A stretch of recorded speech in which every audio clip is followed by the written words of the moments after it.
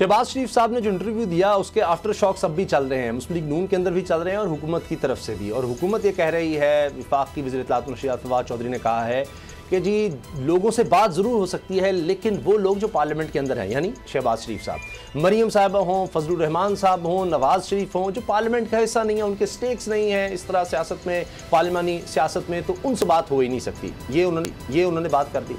अब शहबाज शरीफ साहब उस इंटरव्यू के बाद हैं खामोश। लेकिन दूसरी तरफ क्या हो रहा है कि तसल्ली नहीं हो रही कि किस तरह से कहा जाए। मरीम साहबा सामने नहीं आई, शाहिद खान अब्बासी ज़रूर सामने आए, नवाज शरीफ साहब का ट्वीट सामने आया, लेकिन आज मरीम औरंगज़ेब साहबा आई और उन्होंने धुआंधार प्रेस कॉन्फ्रेंस की, बड़ी गुस्से में नज़र आ रही थी कि इनको हमारी पड़ी हुई है हुकूमत को, जब ये दबाव में आते हैं ये नून शीन करने लग जाते हैं, हमारे हज़ार बयानिए हों, इनको क्या फ़र्क पड़ता है, ये तवज्जो दें महंगाई पर और ये सारा जो कर रहे हैं आवाम के साथ, हम अब एक फैक्ट पेपर लेकर आएंगे, सारी फैक्ट शीट लेकर आएंगे, किस तरह इन्होंने मीशत को बर्बाद कर दिया। तो वो नून लीग के लिए अभी भी मसला ये है कि वो आगे लेकर सियासत को किस तरह से चले, कोई फोकस उस तरह नज़र नहीं आ रहा। वोट को इज्जत दो या खिदमत को वोट दो का वो जो 2018 का नारा था, दो अलग अलग बयानी है, वो आज तक चल रहा है और अब ये नून लीग के लिए एक बका की जंग बनता चला जा रहा है।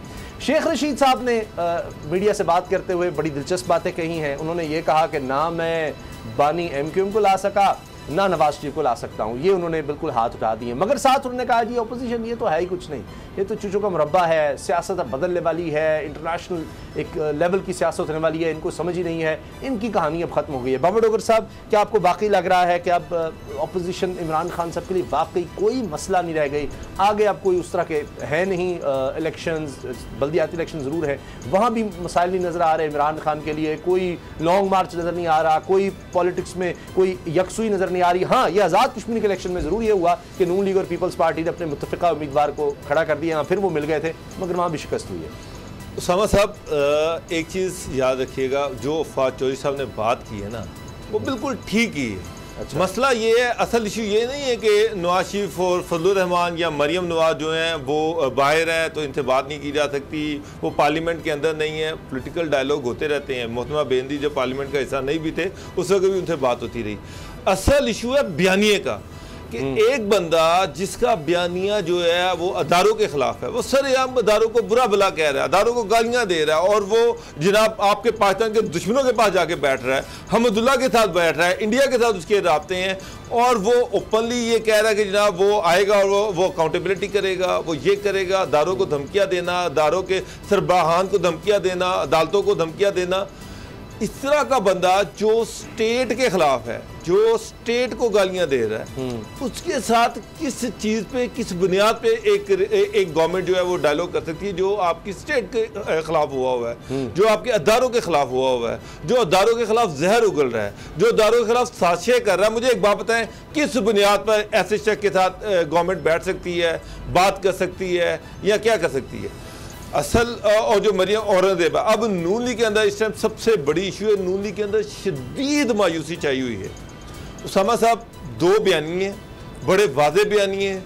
ये एक चीज़ क्लियर है नून लीग को कि जनाब ये जो बयानिया है ना नवाज शरीफ वाला, ये लोगों ने एक्सेप्ट नहीं करना, ये बाय नहीं करना। और पंजाब में तो ख़ास तौर पर मैं आपको एक चीज़ बता दूँ, पंजाब में नून लीग को वोट इसलिए पड़ता था कि लोगों को यकीन था कि इन्होंने जीतना है, इन्होंने जीत के आगे आना है। ब्यूरोक्रेट्स इनके लॉयल थे, लोग जो थे जिन्होंने अपने काम करवाने होते हैं, जिनके इश्यूज हैं, वो सारे उस पार्टी को वोट डालते हैं जिसने जीतना होता है।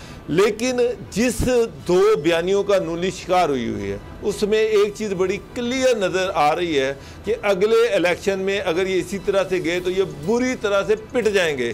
शायद हो सकता है कि पंजाब में पीपल्स पार्टी दूसरी बड़ी पॉलिटिकल पार्टी बन जाए अगर ये इन्हीं दो बयानियों के साथ चलते हैं या उस बयानी के साथ चलते हैं जो नवाज शरीफ का है। जो भी है, लोग जो है वो अदारों को जो गालियां दे रहे हैं, लोग ऐसे बंदों को पसंद नहीं करते।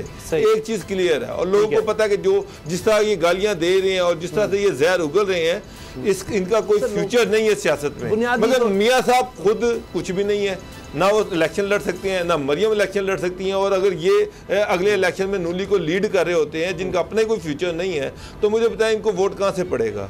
तो एक चीज़ तो क्लियर है कि ये इस बयानी के साथ नून लीग का कोई फ्यूचर नहीं है, और ये PTI को बड़ा इत्मीनान है, प्राइम मिनिस्टर को भी पता है कि इन हालात में जिन हालात से नून लीग जा रही है, इन हालात में ये इस काबिल नहीं है कि ये इलेक्शन लड़ सकें। और ये भी चीज़ नज़र आ रही है कि अगर पंजाब के इलेक्शन, पंजाब में नून लीग का वही अशर होना है जो इनका KPK में हुआ।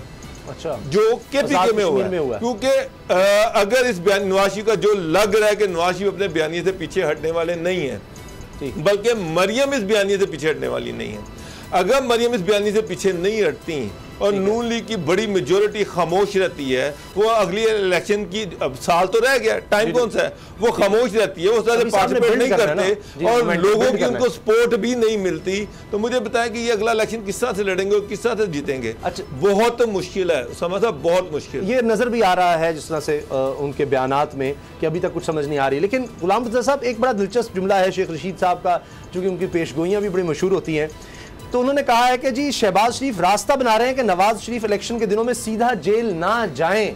कोई ऐसी कोई बात आपको लग रही है कि शहबाज शरीफ बनाने की कोशिश करेंगे, जी मैं वापसी का रास्ता बना रहा हूं, जिस तरह आपको जाने का मैंने रास्ता बनाया था?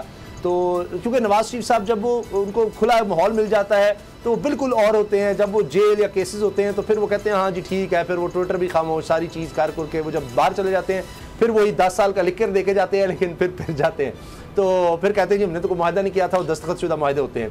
तो उस तरह का तर्ज अमल अब भी उनका नजर आता है। तो ये कोई वापसी का इलेक्शन से पहले कुछ तरह की बातचीत चल रही है गुलाम मुर्तज़ा साहब? जी बिल्कुल, इस तरह की बातें जो हैं वो चल रही हैं। मैं यहाँ दो चीज़ें बड़ी अहमियत की हामिल हैं। एक बयान है फवाद हुसैन साहब का और दूसरा बयान है शेख रशीद साहब का कि हमें शहबाज शरीफ पर एतमाद है, शहबाज शरीफ के साथ बातचीत हो सकती है। किधर गया बयानिया पाकिस्तान तहरीक-ए-इंसाफ का कि करप्शन ज़्यादा लोगों से, करप्ट लोगों से, जिन्होंने मुल्क को लूट के खा लिया, तबाह कर दिया, बर्बाद कर दिया, उनसे बात नहीं हो सकती, वो किधर गया बयानिया? ये एक क्वेश्चन मार्क है कि बात सब ख़त्म। अब फिर उन्होंने कहा कि जी मेन स्ट्रीम लाइन में आ रही हैं दोनों जमातें, शेख रशीद साहब ने तो स्ट्रीम लाइन में आ रही, पीपल्स पार्टी भी आ रही, नून लीग भी आ रही, तो इसका मतलब कि वो स्ट्रीम लाइन में नहीं आ रही, आप अपनी पाकिस्तान तहरीक-ए-इंसाफ वापस आ गई है उसी रवायती सियासत में जो गुज़िश्ता 70 साल से इस मुल्क की जड़ें खोखली कर रही है, तो आप भी उसमें आ गए हैं। तो अब आप थर्ड, यानी कि 2 पार्टी सिस्टम था, अब 3 पार्टी सिस्टम हो जाएगा। आ जाए शहबाज शरीफ साहब की जानिब। शहबाज शरीफ पार्टी के जो सदर हैं वो ख़ुद बने, उनको नवाज शरीफ साहब ने बनाया है।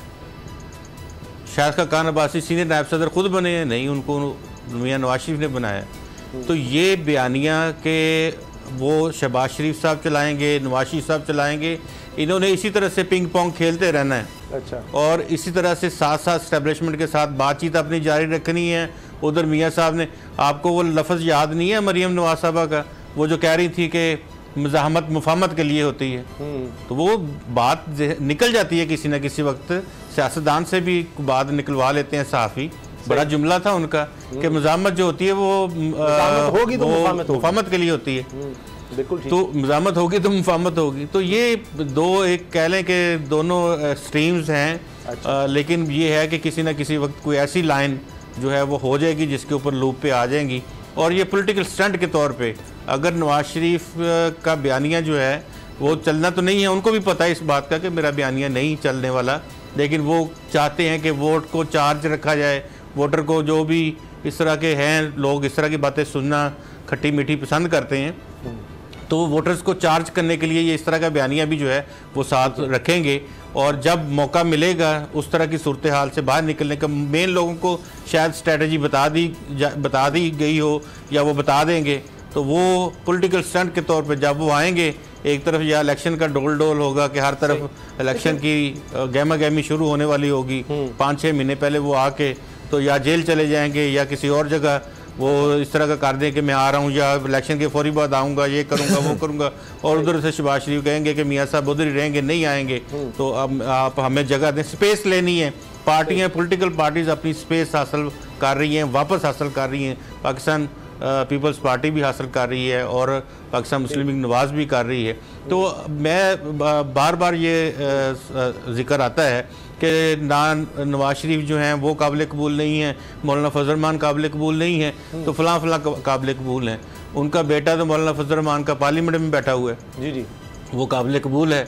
और जो शहबाज शरीफ हैं वो अपोजिशन लीडर किसने बनाए हैं? वो नवाज शरीफ साहब ने कहा था तमाम लोगों को अपनी पार्टी के मियाँ शहबाज शरीफ जो है अपोजिशन लीडर होंगे। अब बहुत कन्फ्यूजन है पाकिस्तान तहरीक इंसाफ में भी।